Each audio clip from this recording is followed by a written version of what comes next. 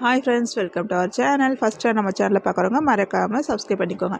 நல்லா சாஃப்டாக அவ்வளோ ஸ்வீட்டாக ஒரு ஒபட் போலி எப்படி செய்யுதுன்னு பார்க்கலாமா?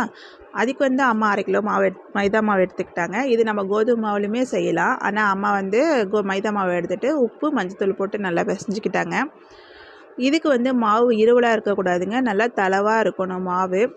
மஞ்சத்தூள் போட்டுட்டு நல்லா பிசைஞ்சுக்கோங்க. மாவு தளவாக இருக்கட்டும்.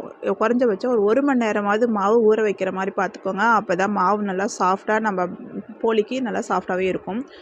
போட்டு இந்த மாதிரி ஒரு கவர் போட்டு மேலே மூடி வச்சுட்டாங்க. ஒரு குக்கரில் கடலைப்பருப்பு வேக வச்சுட்டு அது கூட வெல்லம் சேர்த்துக்கிட்டாங்க அம்மா.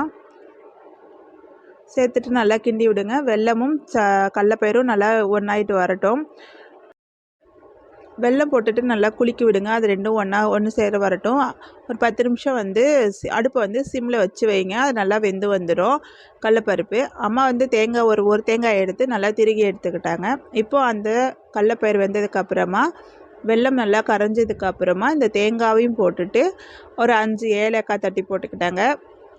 போட்டுட்டு நல்லா மிக்சியில் போட்டு நம்ம நைஸுக்கு ஒபட்டுக்கு தேவையான அளவுக்கு நல்லா மசிச்சு எடுத்துக்கோங்க. மசிச்சு எடுத்து நம்ம உருண்டை பிடிச்சி வச்சுக்கலாம். உங்களுக்கு எந்த சைஸ் வேணுமோ அந்த அளவுக்கு நீங்கள் உருண்டை பிடிச்சி வச்சுக்கோங்க.